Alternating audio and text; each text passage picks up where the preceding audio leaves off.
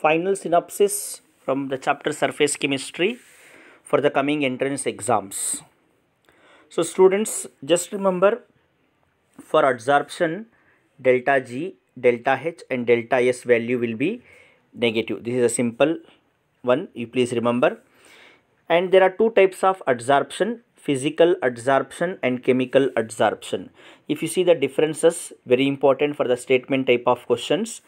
Physisorption involves weak van der Waals forces between adsorbate and adsorbent, and it is a reversible process where delta H is very low and low temperature favors this process.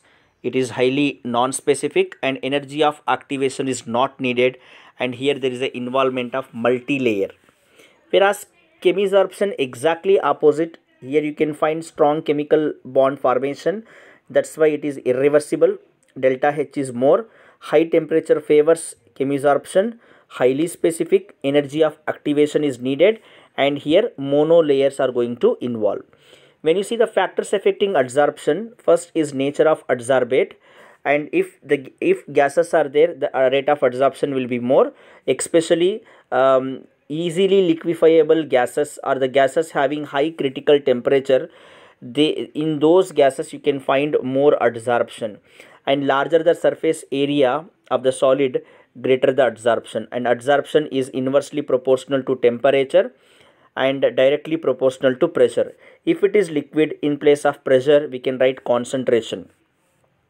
Then adsorption isotherm. One of the adsorption isotherm is Freundlich adsorption isotherm, where it can be represented with a formula x by m is equal to k into p to the power of 1 by n, where x is the mass of adsorbate, m is the mass of adsorbent, p is the pressure and k is the constant, and n is greater than 1. And when we apply log, and we can plot a graph like this, where log k is the intercept, and here 1 by n value is between 0 and 1. Same Freundlich adsorption isotherm for liquids we can represent like this, where in place of P, pressure, we have represented here concentration C. The differentiation you must remember. Now come to catalysis. There are two types of catalysis, homogeneous and heterogeneous. It is very simple concept. Homogeneous in the sense here reactants and catalyst are in the same phase. Example: heterolysis of ester, heterolysis of sucrose.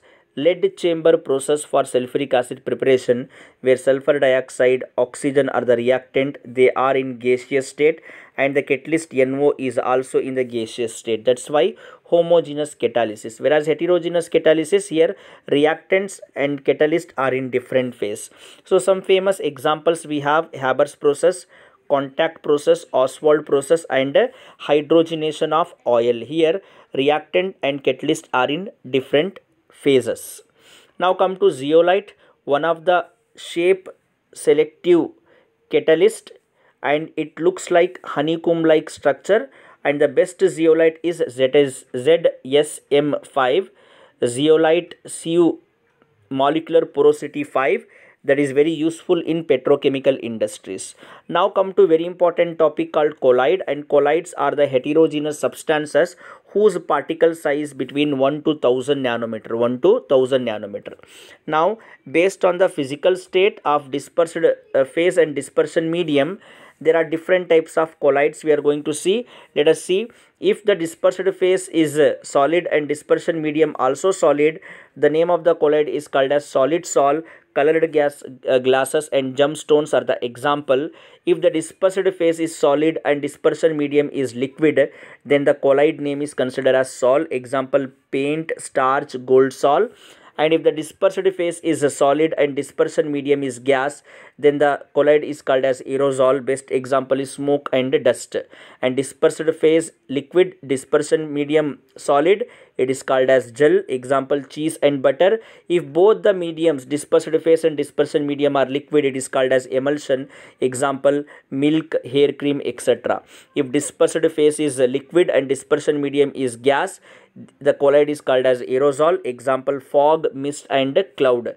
And dispersed phase is gas and dispersion medium is solid, means it is called as solid sol. Example: rubber, pumice stone. And if dispersed phase is gas and dispersion medium is liquid, the colloid is called as foam. Example is soap, lather and froth. Here anyone you will get in the exam. So remember about dispersed phase, dispersion medium, name of the colloid and example. Basically in the exam they will give one example and we need to find the type of colloid.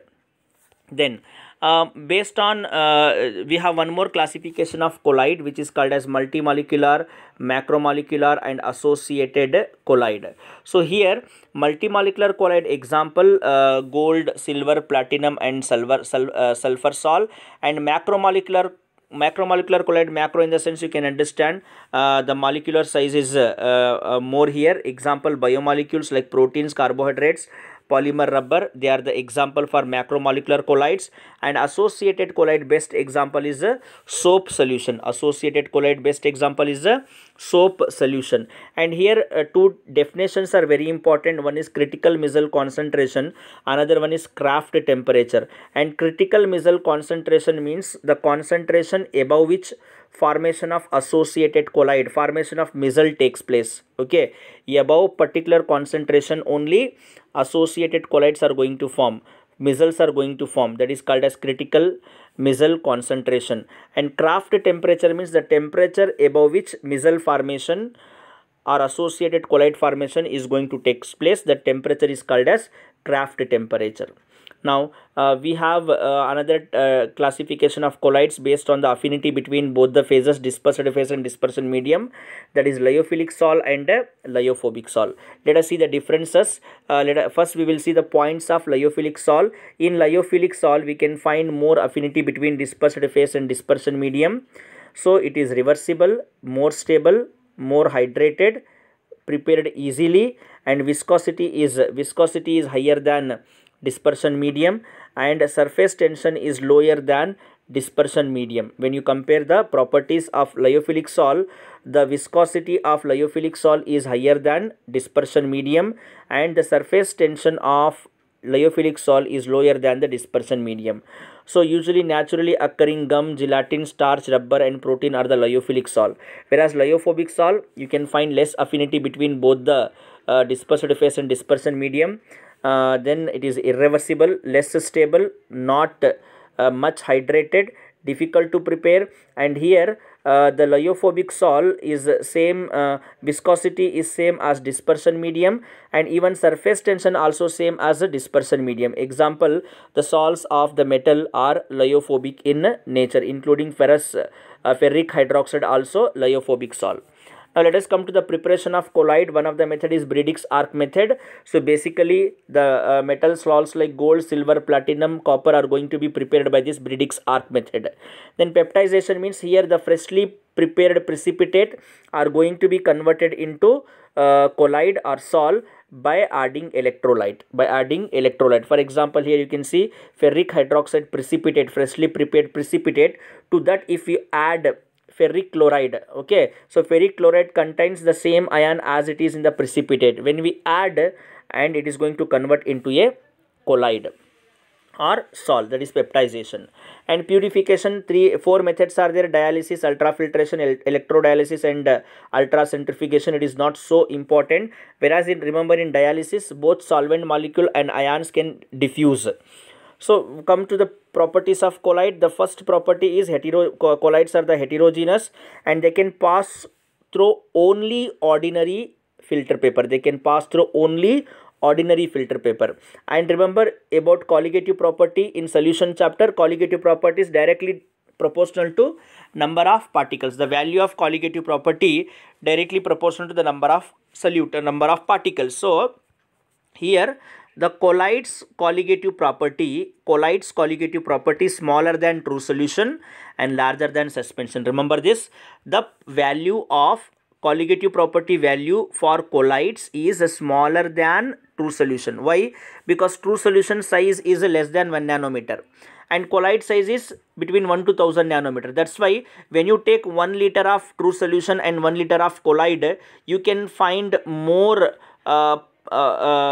particles in true solution, okay, and less particles in colloid. That's why For colloids, colligative property value is smaller than true solution and larger than suspension, because suspension particle size is more than 1000 nanometer. That's why.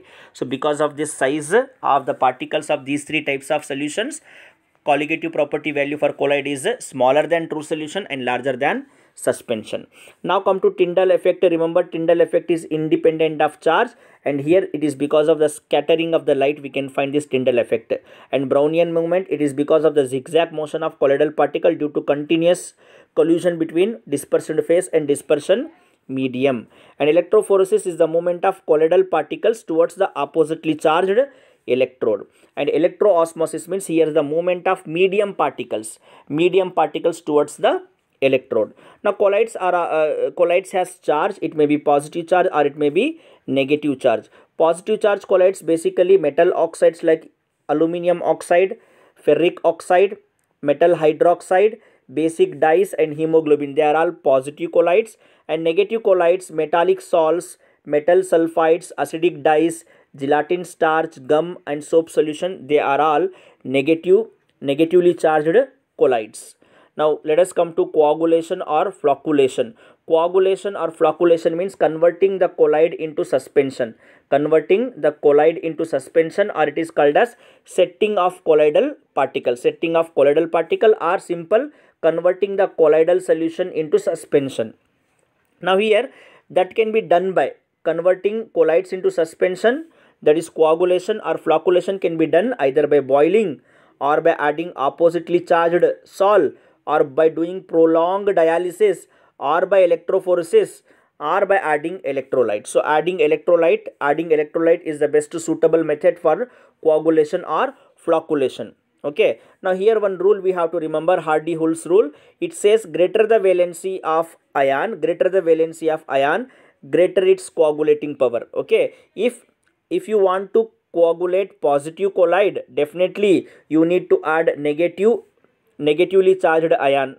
So if you have an option of chloride ion, sulfate ion and phosphate ion, as phosphate ion has greater valency, then that will be having greater coagulating power. For negatively charged colloid, then aluminum ion Al3+ will be having higher coagulative power compared to barium ion and sodium ion, because aluminum is a trivalent. That's why. So greater the valency of ion, greater is its coagulating power. Remember, very important. Now flocculating value means what? Flocculating value means minimum concentration of electrolyte needed in milligrams to cause coagulation of 1 liter of colloid. You have 1 liter of colloid and you need to coagulate that 1 liter of colloid. So how much electrolyte in milligrams you need to be added? Minimum concentration of electrolyte needed to coagulate 1 liter of colloid is called as flocculating value or coagulating value. And that coagulating value is inversely proportional to coagulating power. Children, flocculating value is inversely proportional to coagulating power. Okay, and charge is directly proportional to coagulation power. Charge is directly proportional to coagulation power. We have an example. We have arsenic sulfide, which is a negative salt, and you have three options: electrolyte, aluminum chloride, barium chloride and sodium chloride. To coagulate this negative colloid, which is the best electrolyte we have to choose. Now for that, order of coagulating value Na+, Ba2+ and Al3+. Na+ has more coagulating value because of its less charge on the sodium ion. More amount of sodium ion is needed to coagulate the negative colloid. That's why it is having more coagulating value. When it comes to coagulating power, aluminum ion has more coagulating power because it is having higher charge. So it is having higher charge, so less amount of aluminum ion is enough to do the coagulation. Okay, now come to gold number. Remember, gold number is the protective power of lyophilic salt. Gold number is the protective power of lyophilic salt. And let us see the definition. Gold number is the milligram of protective colloid. Basically, lyophilic salts are the protective colloids required to prevent coagulation of 10 ml of gold salt when 1 ml of 10% NaCl solution is added to it. Okay, if you add 1 ml of 10% NaCl solution to 10 ml of gold salt, in order to prevent coagulation, how many milligrams of lyophilic salt required? That is called as gold number. First it is done in gold, that's why the gold number has come. Okay, and remember, protective power is direct inversely proportional to gold number. Okay, if protective power is more, gold number will be less. Okay, and remember, gelatin has highest gold number. Gelatin has highest gold number, remember that. And lyophilic salt stability depends on the charge. Charge is the reason for the stability of lyophobic salt. And solvation and charge both is reason for the stability of lyophilic salt. Remember, for lyophobic salt, charge is the reason for its stability. For lyophilic salt, both charge as well as solvation. When it comes to emulsion, it is very easy. Oil in water, milk is the example. Water in oil, butter is the example. And remember, lime water is nothing but aqueous solution of slacked lime, and milk of lime is nothing but suspension of slacked lime.